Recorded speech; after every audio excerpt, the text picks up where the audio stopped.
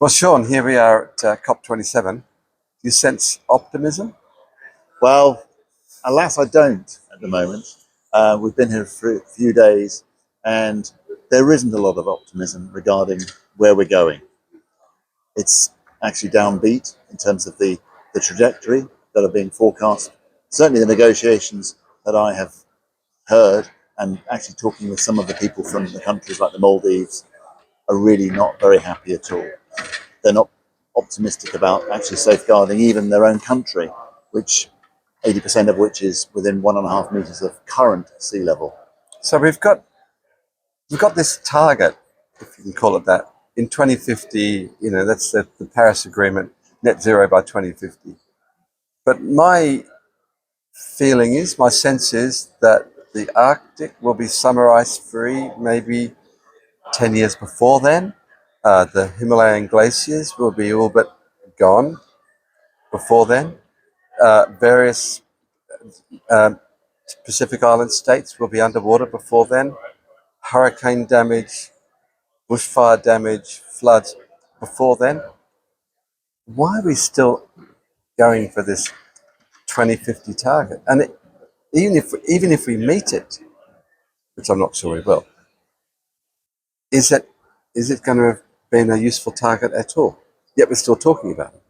Well, that's the reason we're here, is that actually we want to just make it clear that actually there need to be conversations which go way beyond just the current targets of 1.5 degrees or net zero by 2050. Because if you go and look at things like the Arctic, we've got to do a lot more, and we've got to do a lot more quickly in order to safeguard communities in the Maldives by what we do in the Arctic. So what goes on in the Arctic doesn't stay in the Arctic, and we've got to make sure that we actually work to safeguard those who are most vulnerable in society today. If we look at, say, the Great Barrier Reef in Australia, they're looking at techniques producing clouds, making artificial clouds to try and cool the waters around the Great Barrier Reef. I mean, it's all kind of experimental, but they're doing it, and the indigenous people around the Great Barrier Reef are involved and pleased that something is being done to preserve their environment, to preserve their livelihoods, to preserve their reef. Ought we to be trying to do similar things around the Arctic? I mean, it seems like it's a technology that is relatively transportable. Well, I think it is. In terms of just reading where we are today at the COP, conversations are frankly limited mainly to emissions reduction targets and actually trying to sort of weaken those, which is not where we need to be. The next step will be going beyond emissions reduction to greenhouse gas removal. Those conversations are very limited at this COP. And when it comes to interventions to actually try and just safeguard things like the Arctic to buy us time whilst we get our planet in order, those conversations aren't happening. I sincerely hope that we are able to get those onto the agenda so that they're talked about in subsequent COPs. There needs to be a discussion, even just normal people in the pubs and in the streets and in the shops, saying, well, you know what, we ought to be doing everything we can, not just some of the things that we can, but doing everything we can. And on our list of everything we can is, looking at ways to refreeze the Arctic, looking at ways to slow down the melting of glaciers, looking at ways to improve the efficacy of the oceans to take up CO2.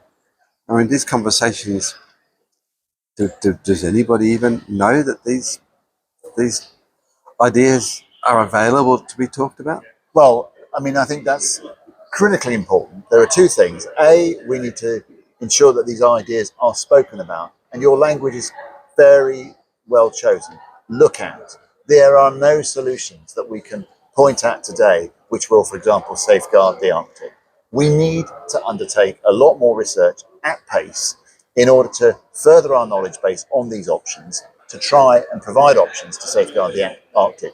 They may not work, but at the moment we don't know. So we've got to go and work with that. The second thing is, the people who are caring most about this are actually some of the younger people. The approaches that we've had from young people in the Arctic saying, well, Shaun, why are you not doing things? Well, we're trying to do things, but the things we're trying to do are, first of all, undertaking research so that we actually have a foundation of knowledge upon which decisions can be made regarding whether some of these ideas are going to be sensible or not. I mean, young people, I think, really respond to the positive notes that, hey, there are ways forward. There are things we can do, and I think we've got to capitalize on that. And the positives. Let's do the research. Let's find pathways towards a sustainable climate. At the moment, the only pathways we seem to be looking at,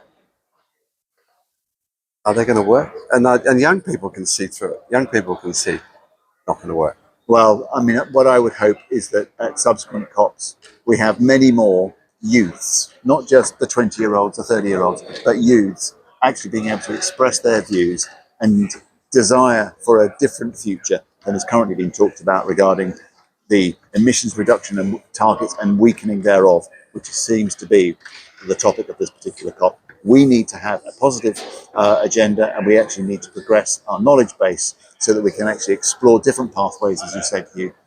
And I think we will.